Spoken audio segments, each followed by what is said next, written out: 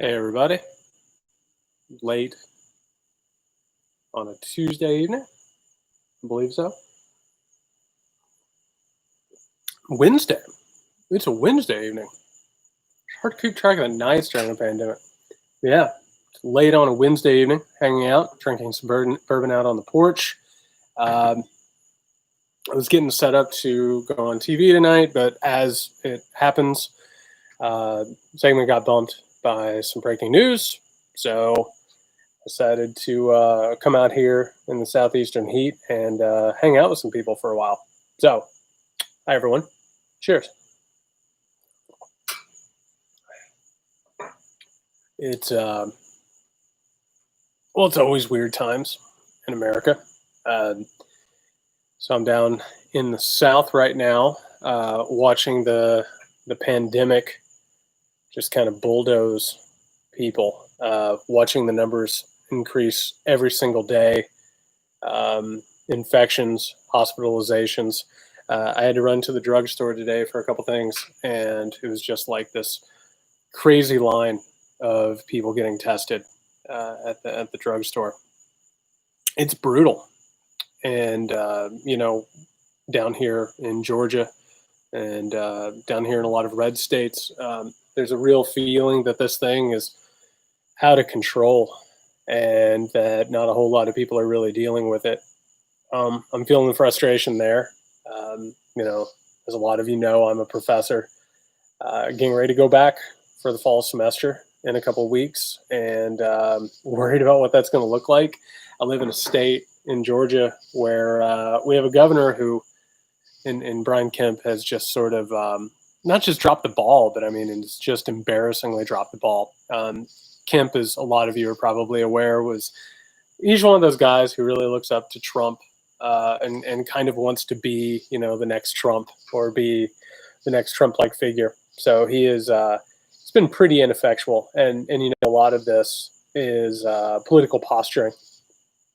A lot of it is sort of this weird hope that I guess that the pandemic is just going to go away, and the economy can just get restarted. But we all know that is it's not true. I mean, I say this all the time on the podcast, but it's spin and propaganda don't exist on the microscopic level.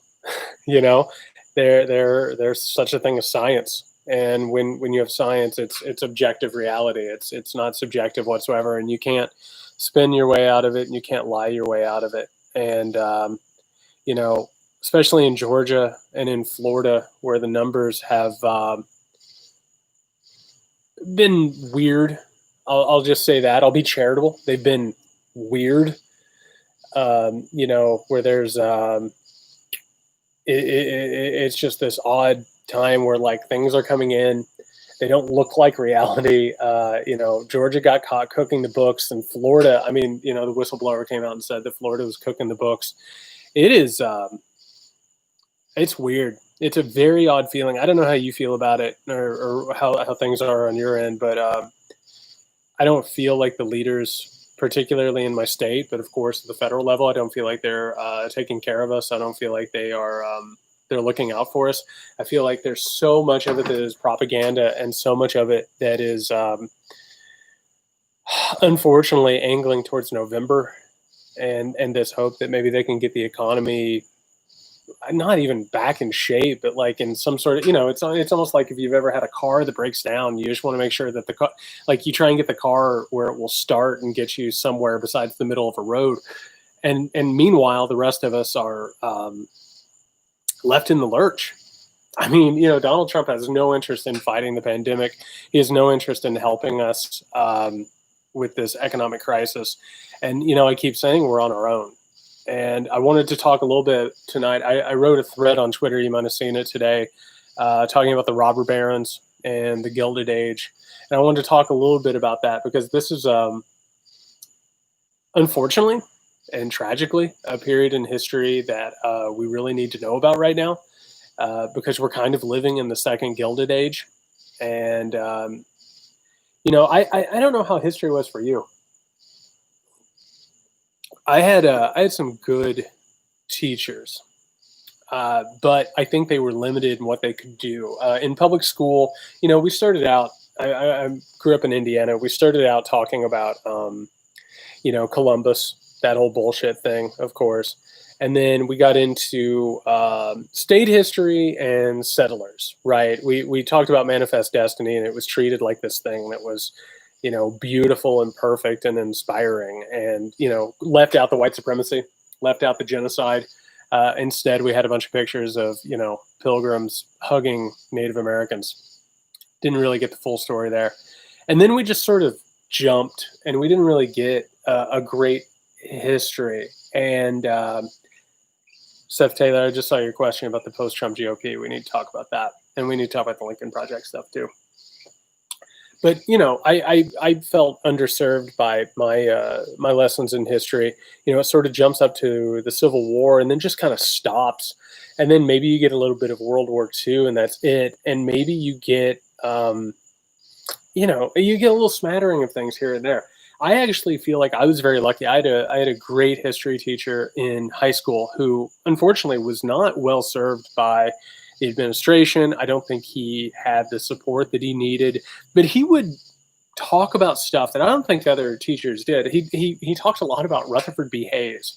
And if, by the way, if you don't know about Rutherford B. Hayes, check that dude out. That is an interesting part of American history. You have, I wrote about this in the book, American Rule. And Rutherford B. Hayes was like the governor of Ohio, who didn't even really want to be the governor of Ohio. He had no interest in being the president of the United States. And he's sort of this lazy dude. Like, he's just sort of like, he enjoys politics because like it makes other politicians come and hang out with him. He enjoys like hosting them in his house. He's not really ambitious. He's not really interested in being president. But he gets drafted to be president, and like everyone around him gets, you know, starts working to make him president, and he's just kind of hanging out, and he's like, I'm really enjoying my company, and this is great.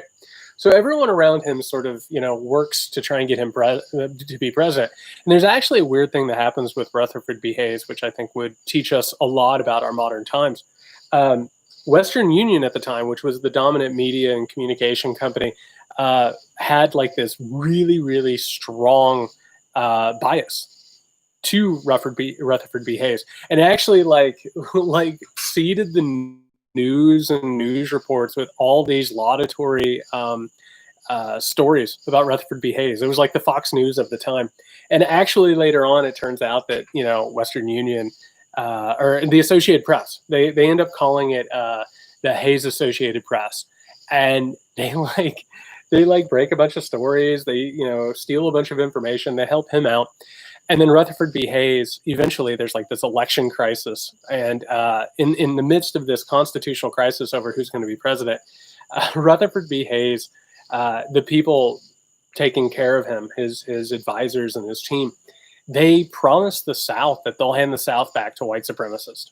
And that's how Reconstruction ends. So Rutherford B. Hayes is really interesting. So I had this teacher that would talk about that. And that was like one of the things that fueled like my interest in like little known history that sort of explains things. But we never talked about the Gilded Age. You know, I think that we talked maybe a little bit here and there about like, you know, the robber barons themselves. You know, we would get told that they were awesome captains of industry or whatever. But what we didn't learn was that Americans were like living in squalor, and like they were working unbelievable hours and, you know, not getting paid anything. They were being maimed and killed in their jobs. And what actually happened was there's the building of infrastructure in America where they're like unspooling telegraph wire, and, you know, they're putting up all these, you know, communication systems, and they're building railroads across America. And as a result, power just becomes very concentrated with the wealthy and the powerful. And they end up owning politicians left and right. The government doesn't pay attention to the people anymore. It doesn't, you know, carry out its social contract where it's supposed to, you know, be for the people, by the people, of the people. And, you know, the wealthy and the powerful own the government, and they own the country. And it feels terrible. You know, when you read stories about this time period, people are left and right just like, they feel like there will never be a country for them again. And like the country's falling apart. Meanwhile, you have unions and these groups of people that are being just actually murdered. Like these robber barons end up paying these like mercenaries. You might have heard of some of them. They're called Pinkertons, right? There's that Weezer album, Pinkerton. Good album. And these mercenary armies like go around like not only like infiltrating these unions, but they like go and murder them, and like they battle them in the streets, and like you have all these major riots across America, and the National Guard comes out, they'll kill people. There's these moments where the National Guard just like opens up machine gun nests on people that are sleeping, and they kill men, women, and children as they're sleeping. It's just terrible. So there's this time period where, again, it feels like this power is completely unavailable for the people. But eventually, everyone gets sick of it, because why wouldn't you? I mean, the bullshit just gets to the point where you just can't take it anymore. And people start coming together, and they start forming organizations. This leads to the progressive movement, which isn't perfect by any means whatsoever. I mean, there's definitely white supremacy within the progressive movement, and it did not go far enough, and it didn't help people of color enough, and there were divides between men and women and all of that. Like, there were problems with it, and eugenics comes out of it. That's a different conversation. But people start coming together, and they start realizing that through solidarity, they can have power. And so America goes through these pendulums, right? One moment it feels like you have no power, and it feels like you're powerless, and you're just watching, I don't know, politics on TV. And when it's politics on TV, and you just have characters, and I think everybody needs to understand that politics has become a television show. It's become something that we watch, and something that we feel completely removed and divorced from. So as a result, it doesn't feel like they have anything to do with us, and we kind of let everything happen without us, and so we feel powerless. But then all of a sudden, you get in the streets, you start performing mass actions, you start forming, local organizations, and you find solidarity, and you notice what happens is that immediately, once these Black Lives Matter protests start going around, and you can't ignore them anymore, even though the news is currently ignoring them, which we need to talk about, eventually that changes the narrative, and things happen. And right now we're in sort of a burgeoning period of people realizing they have power. We're tearing down statues right now, and statues are really important. They need to go. Like, these Confederate statues should have been gone decades ago. The Mississippi flag still having the Confederate battle flag in it is just straight bullshit. Like, that should have been gone. I mean, what, in 1865? But you start doing those things, and it starts gathering a momentum, and you'll notice it's like an iceberg. The first tip of it, again, it's flags, it's monuments, it's statues, but you got to take care of the deeper stuff underneath. And if you actually look back in history and you look at like the progressive age, what you end up seeing is that you start by sort of like chipping away at that powerlessness, and chipping away at that idea that you can't do anything and that you can't affect change. And once you start moving, the momentum just gathers in a hurry. And I have to tell you, if you're looking for hope, not only did Black Lives Matter make a giant splash in terms of the national narrative, all of the polls right now show that a huge majority of Americans understand that there is systemic racism and systemic problems that need dealt with. There's been a massive change in public opinion. And that's something that we need to look at. We need to understand that it doesn't stop here. And, the marches haven't stopped. The protests haven't stopped.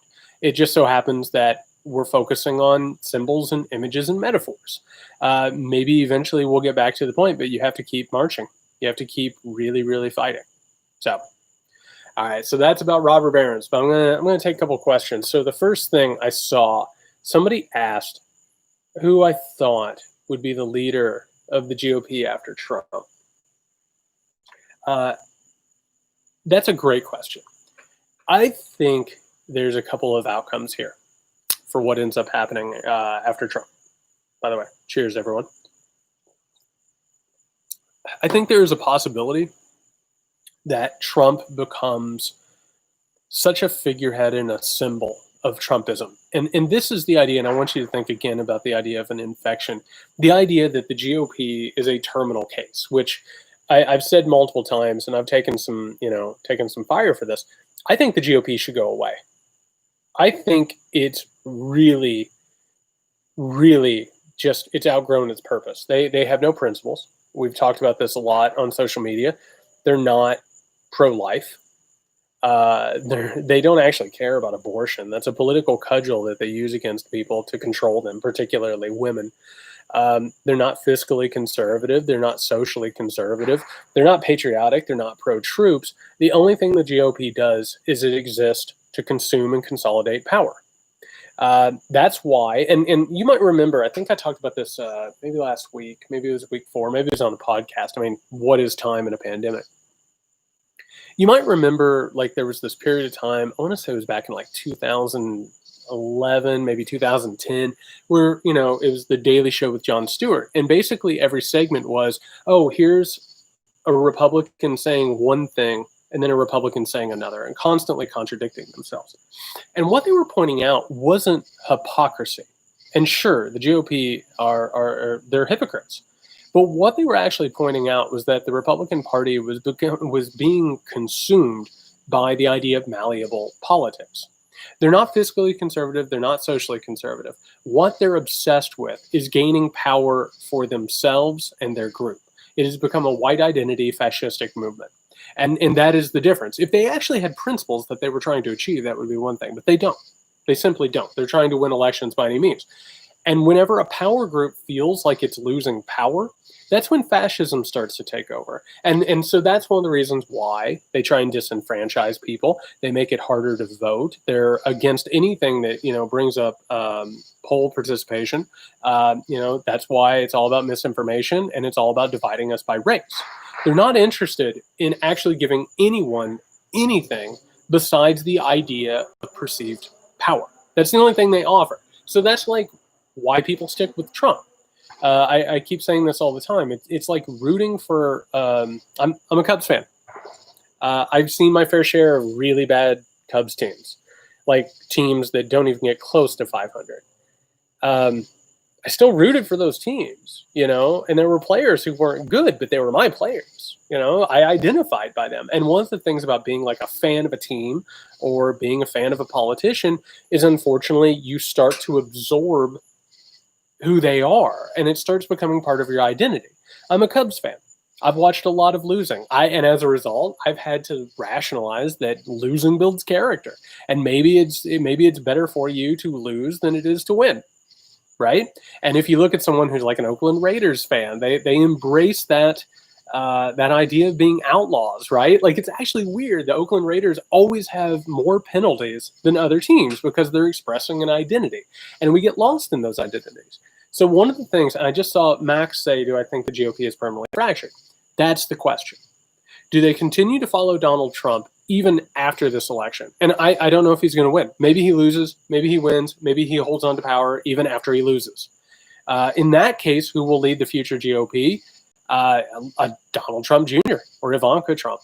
Like, that's what happens with authoritarians. They turn it, because Donald Trump believes in good genetics and good blood and, all these white supremacist ideals. It's a thing that you pass on because, your kids have the best genetics or whatever. And the Trumps are they're a Shakespearean tragedy, man. When Trump's niece's book came out and all of these reports of abuse and, the broken psychological part about it, I wasn't shocked, right? I mean, these are people who are just broken. I mean, if you look at Donald Trump Jr., I mean, this is just a really, really broken, sad person, And so as a result, yeah, I could see this being a Shakespearean King Lear thing where, Donald Trump spends his last days having Ivanka and Donald Trump Jr. fight over his affection like King Lear. I could see that happening. Maybe he gets destroyed in the election. He gets removed from office, and Republicans, I don't know, try and reverse engineer Trumpism and figure out a way to, gain from that, but also, try and serve the principles. That would be a Tom Cotton type situation. You got Brian Kemp down here in Georgia who's trying to become another Trump. The real fear is getting somebody who can play Trump but is competent. And one of the things, and right now there's something going on here, and it's changed because of the pandemic. We were very lucky for a long time that Trump was transparently incompetent. It was bad enough that he was terrible, but I think that we were very lucky for a while that he was just obviously incompetent. And now with the pandemic, it's costing lives, right? So yeah, for a while we were very, very lucky in that regard, but we're really possibly going to have somebody who's going to be even worse because they're disciplined. And I'm going to throw this out there, and just because we're hanging out late on a Wednesday and drinking bourbon together. If Trump had even a modicum of discipline, the media would have treated him like every other president ever. And that doesn't mean all of them, but it means a good part of them. This is why you kept seeing people say, oh, I think he's pivoting. Oh, I think today's the day he became president or whatever.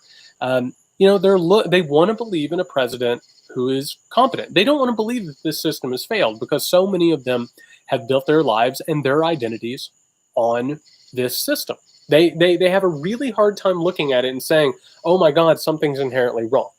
And I think you and I know, and if you're hanging out here again on a Wednesday night drinking bourbon with me, I think you know that only a broken system could elect Donald Trump president of the United States of America.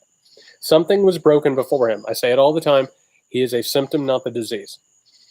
That system was broken, but there's a lot of people who have built their entire careers and their entire identities within that system.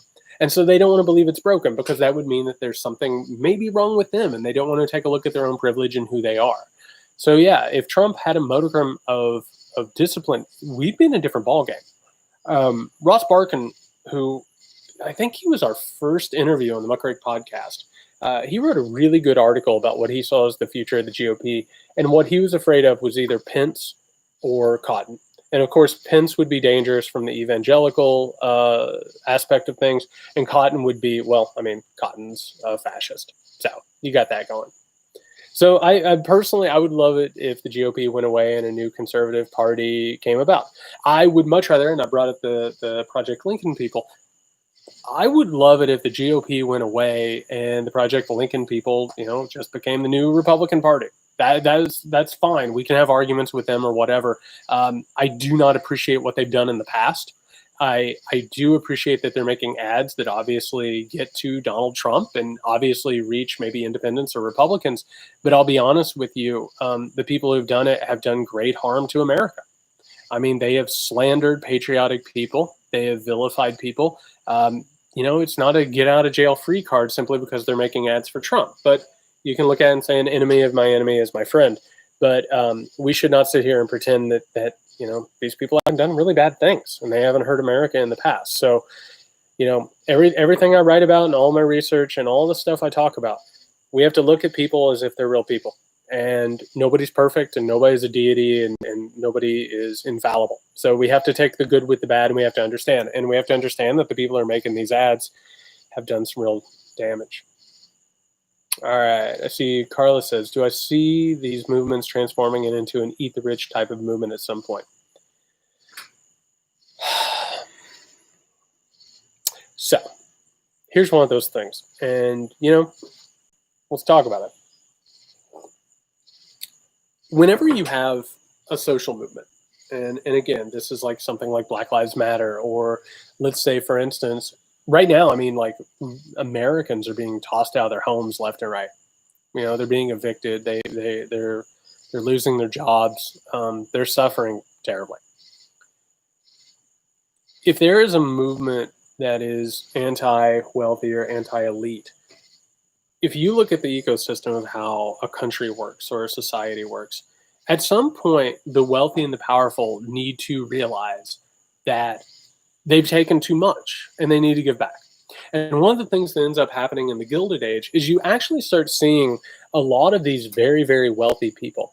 They start giving their money to foundations. Okay, so you could give it to charity, which, that would help charities, but they start foundations. And these charitable foundations are not only, tax write-offs, but you can actually choose what the charity does and how it works. So they started doing this sort of as a pressure valve. a pressure release valve, right? They realize that pretty soon people are going to show up at their houses with pitchforks and torches, and so they start giving money to, you know, charitable foundations, or they start founding colleges or whatever. That's what should happen.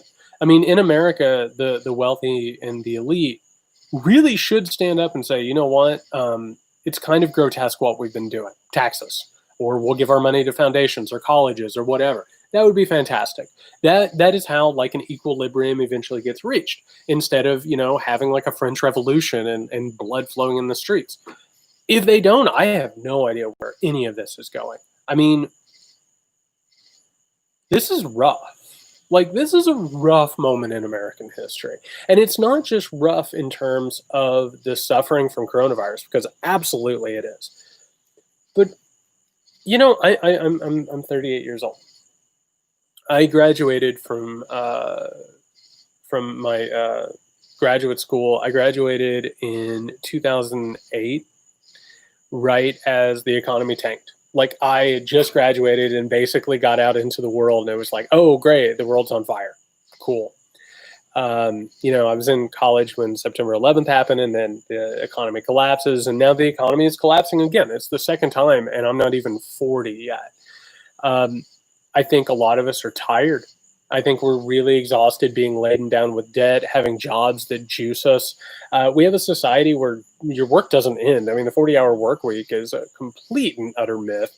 And on top of that, like, we live in a society where corporations have turned exploitation into a science. I mean, they know exactly how to use us, and they know exactly how to manipulate us, and it's really terrible. Something's got to give. We can't keep living like this. And I do not... you know, on one hand, I don't want to end up in a Russia type scenario where you have a managed democracy, where you have somebody in charge who's a despot who creates like fake movements and creates fake news and basically crushes everyone's spirit. I also don't want to live in a China where, you know, you have a social score, right? You have a totalitarian government that hides behind the veneer of being a progressive economy or whatever. We shouldn't live like that. We need something better and realer and more human and more fair. So do I think it's going to be an eat the rich type of movement? Absolutely. I hope it isn't. I hope that eventually people come to their senses, knock on wood, and realize that they shouldn't be trillionaires. I mean, be a billionaire. Don't be a multi-billionaire. It's obscene. So yeah, I really hope it doesn't end up in that. What do I think of wage maximums? I don't know. You know, I'm not an economist, and I had to start. So when I was writing the book, American Rule, I had to start studying the economy, and I started looking at like macroeconomics and economic sort of movements and trends and how that worked with political history and history in general. Economics has never made sense to me, but the only thing that I have ever read about alternatives that made sense to me, that like really rung true, it's a couple things. One, you know, the economy is completely unstable, and the government should get involved. Like, the government should invest money in public works. I mean, the Civilian Conservation Corps and the New Deal saved this country from fascism. You know, also the economy as it's made and how it's been made in the past is inherently unfair, inhuman, and unstable. I think the government should make sure that it isn't. I believe in Keynesian economics. I also, and the thing that has always rung true with me, is Franklin Delano Roosevelt's second Bill of Rights. And if you haven't looked at it before, you should go look at it. This was like the major thing that he wanted to get done. He wanted to have another Bill of Rights within the Constitution that would pass all at once, and it would make sure that everybody was guaranteed a house, everyone was guaranteed a job, a living wage, medicine, and education. I'm dead set on that. You know why? Because we can afford it and we can do it as long as we're not having forever wars and we're not trying to oppress everyone all over the world. I don't see any reason why the most powerful and richest nation in the world can't do that. I think that should be our goal. I think we should get to a point where it's not just about going around the world, you know, oppressing people of color and taking over oil fields. I would love it if we tried to make people's lives better and tried to improve, you know, the way lives felt and worked. And as somebody who, and listen, I'll be the first to tell you. If I had like a guaranteed job or I had a guaranteed house or guaranteed healthcare, I wouldn't stop working. I would do what I love to do, which is this. I would keep doing it. And I think most people would find something that they enjoy doing because, doing stuff and working does give us meaning when we find stuff that matters to us. So I think the Second Bill of Rights, I believe in Keynesian economics. Yeah. In terms of wages, I would love to hear some people who know more about that. Do I think the evangelical cult will self-destruct, fade, or change? I grew up in the white identity evangelical cult. I call it the cult of the shining city. I don't think they're going away. I think they're mutating. I've spent a lot of time lately, of course, studying the QAnon phenomenon. I think what ends up happening is these larger groups, like an evangelical cult, I think they sort of break down and become weirder and more different and cultish and dangerous. I don't think it's even. It's one of those things. I don't blame the religion. I was actually doing some research on a book proposal. I was looking at what happened with Christianity, particularly with the end of the Roman Empire. And you actually had Christianity as sort of a restorative faith and sort of a social justice faith of peace and togetherness. And then the Romans and Constantine just sort of took it and perverted it and turned it into a conquering religion and made Christ white and just, weird, monstrous stuff. So I would love it if it could cleanse itself. And, I keep track of this stuff because I come from that community, the evangelical community. I keep track of, the different type of movements, and there's plenty of people who are trying to reform it. And certainly Christianity has had its own fair share of Reformation movements. So do I think it will self-destruct? I think parts of it will. Yeah, I think Trumpism is that. I think it's a death cult. I think the cult of the shining city is a death cult.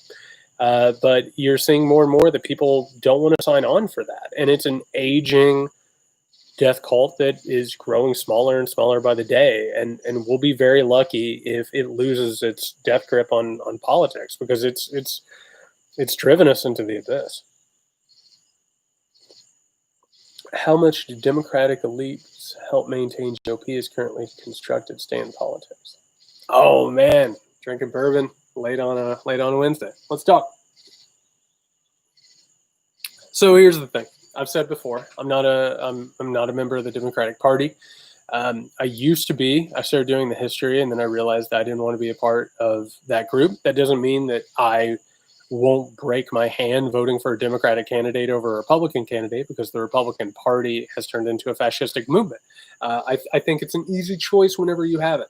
If the person goes out and they're willingly a Republican, unless they are like a reform Republican and they're speaking out, they don't deserve your vote. The Democratic Party is the closest thing that we have to a party of the people, but that does not mean it's perfect. And people get upset about this, but I'll say it. It's true. You should not have any group or person that you don't question.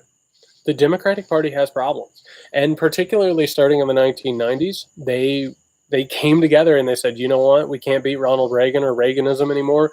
We have to adopt it. And what I talked about today in that thread with Friedman and trickle down economics, they dove in and they were like, we'll try and make this better and we'll try and make it more human. It didn't work. It's been perverted the whole time. The other problem right now is that not only do Democrats take tons of money from special interest and corporate interest, but a lot of this is unfortunately like a wrestling match. And if anybody is familiar with professional wrestling, if you and I have a match and we want to take people's money, we pretend that we hate each other and then we hang out later and have beers. They use this stuff. I mean, let's just be real. Donald Trump is the greatest fundraising tool that the Democratic Party ever had. They just wait for him to say something racist and awful, and then they send out an email campaign that asks for money, and they get it. So, once I started to realize, and I sort of got thrown in the deep end of the pool in 2016 when I was covering the Trump campaign, and I didn't expect to be doing this. I didn't expect for this to be a career for me. And I went viral and suddenly had to deal with everything. And was suddenly part of the media and dealing with other media members. I would talk to media members, and they they all sort of admitted that as well. They were like, man, when Donald Trump loses, this is going to be really bad for our bottom line. So the problem is that we have a system that makes people like Donald Trump, who are really destructive, makes them really profitable. And so, yeah, the Democratic elite, as you would call it, I would love to see the Democratic Party reform itself. I would love to see a reshuffling there. How do I interpret? Oh, I just lost a chunk of stuff. Oh, I'll get there. Don't you worry. I will get back. Steve Schmidt did give us Sarah Palin. Absolutely true. And went after a lot of really good people. Really good people. Can we talk about the proposed Biden items via the task force? I haven't seen that yet. Cotton scares me too. He should scare everyone. That op-ed in the New York Times was straight fascism. There was literally nothing else to call that. He was calling for blood in the streets. He was calling for killing Black Americans in the street. Aren't we going to have more Trumps as long as the American monarchy continues to function? Yeah. Yeah. Donald Trump Jr. right now is being groomed to just be his dad, which is so tragic because, I mean, everything that you're hearing right now from Trump's niece in that tell-all book is what Donald Trump Jr. has gone through too. I mean, I've heard stories that would curl your hair about how Donald Trump Jr. has been treated. And I have to tell you, I wrote this book on masculinity and how men are broken, and that's why they become really, really awful and toxic, is because they're abused until they become abusers. And Donald Trump Jr., he's a broken person. He just is. Oh, how do I interpret the push to expel international students? I mean, it's just straight racist. It's just straight awful. I mean, I think if we actually were to sit down and hear what Miller has done with this administration and what he has pushed, I think you would be shocked. I really do. I think he is just a straight ethno-state proponent. I think he's just a virulent white supremacist. And I don't know what made him this way or how he got here, but like the things I've heard, it's really bad. So yeah, I think it's just straight cruelty.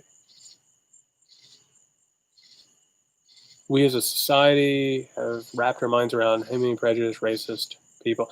I have to say, and this is something, and there's no solution here. I have some thoughts on this, but we're not going to solve it tonight at 10 p.m. on a Wednesday. One thing that I think people miss is they think that if Donald Trump is defeated by enough votes, if he's defeated soundly enough, that America will just get back to normal. And by the way, normal was bad too. Normal was an oppressive state where people of color were afraid to speak their minds, and women had to live in fear. That sucks. America had problems before Trump, and the people who support him are not well. I mean, Trump has made them be openly fascist out in the world, but I can tell you, as somebody who grew up around a lot of these people, they were quietly fascist as well. I mean, they would say the things that they say now. It just so happens that they would say it at home or at a picnic or when the door was closed or whatever. I mean, when white people think that there aren't consequences to what they say, they'll say some really awful things and really reveal who they are. That fascism is part of the human condition. It just is. It's not an aberration, that took place in Germany and Italy in the 20th century. It's part of humanity, and we've always had fascists in this country. We've had fascistic movements. We've had one moment after another of just pure white supremacist, murderous rage mixed with total fascism. It's an American problem, and we need to realize that. Now, how do we bring those people back in the fold? I'm not sure. That's a big conversation. I think that once Trump is gone, the fever will break maybe a little bit, or maybe they'll even get worse. I'm not sure, but we have to realize that isn't, that it's not like amputating a limb and it suddenly goes away. Like that's an infection that runs deep. Why hasn't more compromise been leaked on Trump, and should we expect it? I don't know. I'll tell you the truth, and this is something to sort of, I think, gnaw on a little bit. I don't think there is a scandal that could take him down. I don't think there's like a silver bullet out there. Um, I don't think that there is something that he could have said. I mean, we kept hearing about what the Apprentice and how there are like all these outtakes of him using racial slurs. I don't think that would be it. I really don't. And I know that sounds terrible, but I think even having those released would actually make an even worse situation in America, where like people would be walking around saying slurs left and right just to like show support for him. The compromat's a whole different ballgame. What's actually happened with him in Russia, I don't know. I really don't. But I've been told tons of things. I've had information given to me that concerned me. But I will tell you the one thing I know beyond a doubt. It's that he has the same philosophy as people like Putin. He just does. And, when you get in power and you're an authoritarian, you recognize other authoritarians and you naturally gravitate to them. So I don't even think you would have needed compromat on Trump to make Trump, his puppet or, his little toy. It probably wouldn't hurt, and I assume there's money there because, that's the root of all of Trump's problems. How much safer would we be if all of our neighbors were getting their basic needs met? Absolutely. I think that's exactly right. I think going back to what I was saying in terms of fascism and racism and white supremacy, I think one of the things that's happened here, and again, this is because I've grown up with it. The people that I know and love in my family, they are either supporting Trump or they have embraced some really radical white supremacist stuff. They've become radicalized. A big part of it is that financially and economically and culturally, they're in a bad spot. And a lot of this has to do with mental well-being and mental health and being frustrated and being pissed off and wanting somebody to sort of do this. So in times of economic and cultural stress, people are worse. I mean, if you actually look at the history of the Great Depression, I mean, we had a lot of fascist movements in this country during the Great Depression. And, I've talked to white supremacists and neo-Nazis and these radicalized groups, and they tell me left and right, they find people who are having economic problems or personal problems and who feel like they need something to belong to or some cause to be a part of. And that's how they get them in the neo-Nazis. That's how they get them in these radical groups. That's how they make them into, white terrorists. They find people who need it and they give it to them. So I think if people had their basic needs met, or if the economy was better and kinder, more human and more equal, I think we'd see a lot of this stuff sort of fall by the wayside. I think a lot of this is a natural consequence of the fact that this country has been so top down and economically unequal and destructive that it has activated a lot of the worst prejudices and racist parts of people. I think that's exactly right. A history book of the Gilded Age. There's a book that's really, really good. I want to say it's like The Triumph of Capitalism. Man, I can see it in my mind's eye right now. I used it for American Rule. It's got it's one of the cartoons, and it's got a big robber baron walking across the continent. I want to say it's The Triumph of Capitalism. I'll look it up when this is done. I'll finish this by looking at my phone and losing like 50 viewers or something. But I want to say it's Triumph of Capitalism. It definitely is a death call. Oh, A Night at the Garden. Yeah, absolutely. I'm really glad that somebody just brought that up. That is a really fascinating thing. I was talking about during the Great Depression. That is one of those things. So like there was like this major Nazi party in America, the German American Bund, and on top of that, the American Nazi Party. These were all like viable fascistic parties. I want to say they had 200,000 Nazis in Madison Square Garden, and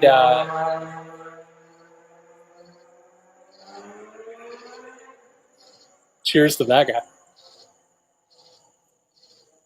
I tell you. You gotta air your motors out late on a Wednesday night.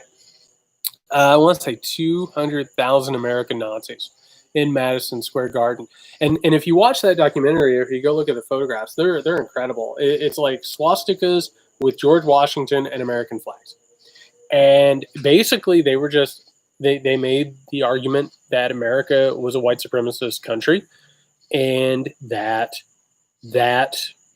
was our legacy, and it's where we should go. And it wasn't just them; it was also Charles Lindbergh and the America First Committee. Lindbergh got a lot of political traction by going out and saying that the Jews controlled the country, and that World War I was a white civil war, and that America should join Germany and Italy along with Britain and form a white union of countries to take out countries of color. Actually, there's a lot of books that were written at this time. A couple of them I can remember. There's The Rising Tide of Color, and I want to say one is like The Lost Great Race or something like that. But these were books written by Americans about Aryan, mysticism and the idea of white supremacy. And this is stuff, and we don't like talking about this. And again, it's late on a Wednesday, drinking bourbon. America really inspired the Nazis. And that's one of the reasons we don't actually study Nazism beyond sort of like the symbolic part of it and the war part about it and the salacious sort of tabloid stuff with Adolf Hitler. We don't study it because it was really inspired by America. So one of the things, and I want you to think about history, right? So we go in the 19th century in America, and we, commit genocide against the native people. And we do it based on the idea of manifest destiny, this idea that America is a chosen country, right? It's chosen by God, and that white people are the chosen race, and they can do whatever they want because they are carrying out God's will. That's what manifest destiny is. And it's part of what's called the Romantic movement. And the Romantic movement in the 19th century, starts dealing with progress by thinking about pastoral ideas or old-fashioned ideas, right? And they start thinking about like the Middle Ages, where all of these burgeoning countries are based on like ethnic tribes, right? The Anglo-Saxons or, the Germans or whatever. And so what ends up happening is that's America's moment of romantic revival, the manifest destiny period, where it's like, again, we're a chosen country, and that's why we're wiping out Native Americans. Well, that romantic movement was in part taking place in Germany. So that sort of was a correspondence between the two countries. Well, Hitler was basically trying to revive the romantic idea of nations and manifest destinies and all of that stuff.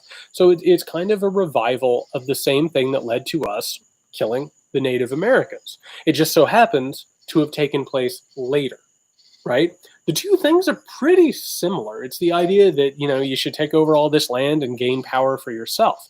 It just so happens that they're separated by generations. And because they are, they look different, right? But on their face, Hitler was inspired by the genocide of the Native Americans. He was also inspired, and nobody likes talking about this, by the Confederacy. He looked at the Confederacy as the first post-Enlightenment society that was based on white supremacy and hierarchical rule based on race. So as a result, he actually looked at American actions of genocide and slavery and racially hierarchical worlds. He looked at that for inspiration. And then he also looked at our eugenicists. We had, again, after the Progressive Age, we had a bunch of so-called scientists who talked about the idea of, using evolution, but controlling it and creating like a master race. He looked at that. He had all of these American scientists come over to Germany to assist in creating the Eugenic Society of Germany. On top of that, the idea of concentration camps and the way that they treated the Jewish people and, of course, gypsies and these, LGBTQ populations, they used based off of British colonial rule, how the British would go into countries and just crush rebellions and kill people and imprison them. So what you actually see with Nazi Germany at this time period is a very American and British influenced thing. We don't like to talk about that because then all of a sudden we have to start examining who we are in our ugly part of our history. So America has its own fascist movement prior to World War II. And one of the reasons that we have it is because the economy sucks. The government isn't helping anybody. There's no hope in America. So all of these radical groups start recruiting angry young men.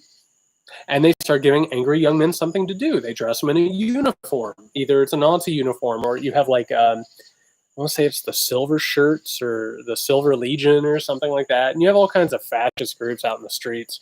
And so you have this period of time where America starts looking a little bit like the fascist countries, where you have paramilitary groups in the streets, you have violence, you have angry, disillusioned young men starting to join fascistic movements. We could have gone that way.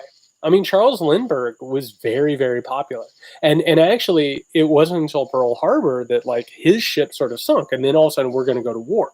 But one of the things is that FDR, again, with the New Deal and the CCC and all these public works, it's not necessarily that saved the economy. It gave young men something to do. It gave young men who otherwise might have become fascist, it gave them something to believe in. It put them in a uniform. It put them as part of a group, a constructive group. We would do a really good job to have something like that in this country, to take young men who are disaffected and frustrated and angry and give them something to do besides be radicalized on like an 8chan or an 8kun or whatever in the hell these people are on nowadays. I think that would help a lot. But yeah, we had fascism in this country in a really, really big way. Yeah, that's exactly right. Actually, somebody mentioned, Max here mentions that there are people alive who are sterilized. There are still laws on the books right now that allow sterilization. They were never removed. And if you actually, oh my God, if you want to go back, I mean, the Supreme Court ruled that all this was constitutional. I want to say her name was Carrie Buck, and Carrie Buck was like the test case. Man, I want to say there's a really good book on this. I want to say it's like 3 Generations or something like that, or Imbeciles or something. And, it was this really good book about how, like, there's this total white supremacist asshole justice. I wish I knew his name right now off the top of my head. But, Carrie Buck was, this is awful. She was raped by a family member and then institutionalized to try and cover up the rape. And then they sterilized her. And the Supreme Court upheld it. And it was terrible, terrible moment in American history. And you had a ton of Americans who were totally in favor of eugenics, including some of the powerful people. Bring this thing full circle. A lot of robber barons gave money to institutions that sterilized people because they believed, that poor people were defective. Yeah. So if you want to talk about the nightmare of America, I mean, it gets really, really bad. But Carrie Buck is a really harrowing story to look up. And when I found that, I mean, it stopped me dead in my tracks. It was terrible. But the eugenics thing was an American and British craze. I mean, you had people like Woodrow Wilson who were totally in favor of it. And I want to say that the laws are still in the books that allow people to do that. Yeah. Yeah. I think they're still in the books, which is really, really terrible. Yeah. But here's the whole point. And listen, we just got into some really real shit, didn't we? I'll end it with a better note than that, because that's rough. One thing I want you to take from all of this that we're talking about here, and I want you to think about, anytime that you hear some of the stuff that you didn't know about history, that feeling that it's like this, there's the moment of excitement, but then there's sort of the horror, and you're like, what is that? Like, how did I not know that? What you need to understand is that the same people who want you to feel powerless don't want you to know this. I was going to talk about this, tonight when I was going to talk about the monuments and stuff. When Donald Trump gets up and he says, we want to protect history, they don't want to protect history. They want to protect history. They want to protect a weaponized mythology.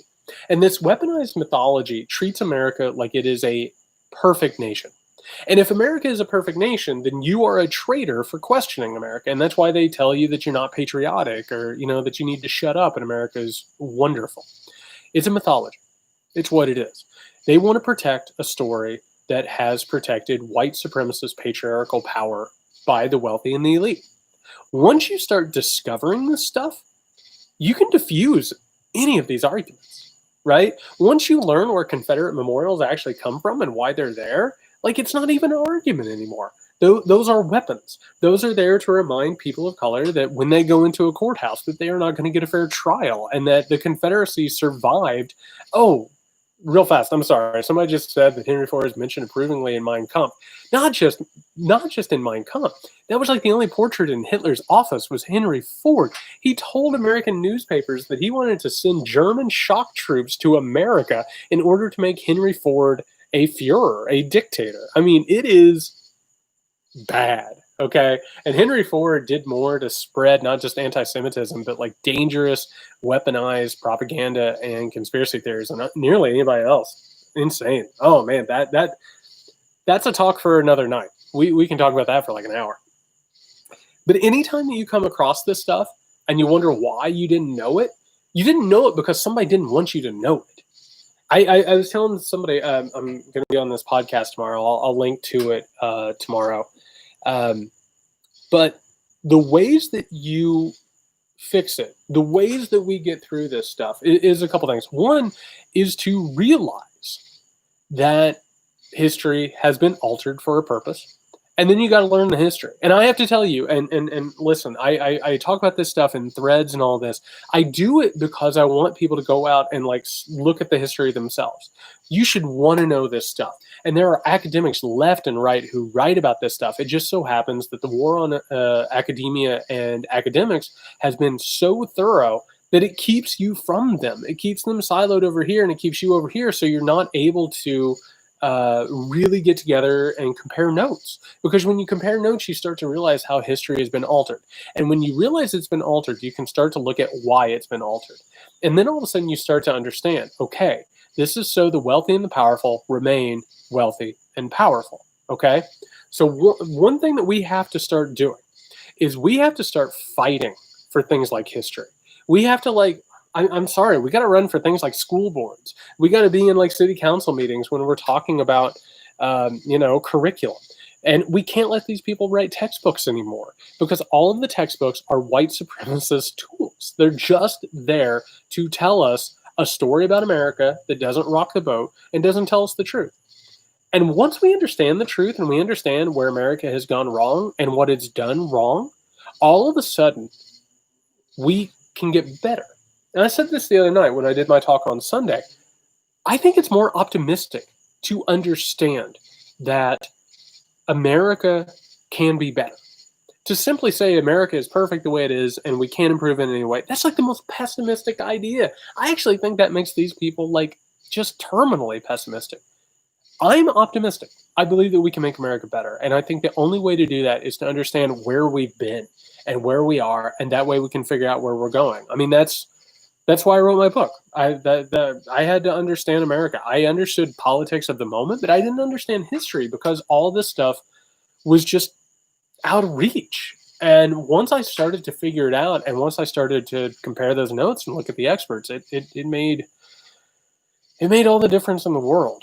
So I just want to say, just to be real, because it is 10:20 on a Wednesday night. Drinking bourbon on my back porch, talking to you all fine people. It means the absolute world to me that you would come and hang out and just talk about this. And, if you're just finding this on YouTube and watching this later or whatever, it's awesome that you would even care what I have to say for a couple of seconds. That is just the coolest shit in the world. I was working on this book, American Rule, and I was just, it kind of blew my mind, and I could not wait to start sharing it with people. And it's actually been one of the greater journeys of my life to talk about this stuff and be able to give some answers and be able to pull some people in and maybe point in a direction of something better and truer and more human and better. So just heartfelt cheers. All right. So I'm going to get off here in a second. Real couple of things. As always, pre-orders for American Rule are available right now. I would love it if you go out and do it. This is it's one of the great achievements of my life, and I'm very, very proud of it. I hope you'll enjoy it when it comes out. The Muckrake podcast is going to tape tomorrow. Fingers crossed. We have a really good guest tomorrow. I hope so much that it comes through. Like if you if you ever have a podcast or like something like that, like sometimes like these things fall through, sometimes they work out. I really hope this one works out. I'm doing a guest appearance on a pretty exciting podcast tomorrow, and I'm excited to share that with people when that comes out. I'm not going to ruin the surprise, but I'm really excited about that. But yeah, so the Muckrake podcast will be out on Friday, and then this Sunday at our regular time, Sunday 8 p.m. I'm going to be out here again with a glass that actually has some bourbon in it. 8 p.m. Eastern. We'll do another live talk, and I don't know what the hell. We'll talk about something. Somebody mentioned Manly P. Hall. Maybe we'll talk about that dude. That dude's fascinating. And dangerous and terrible. So thank you, everyone. I appreciate it so much. I hope you have a good rest of the night. Thanks.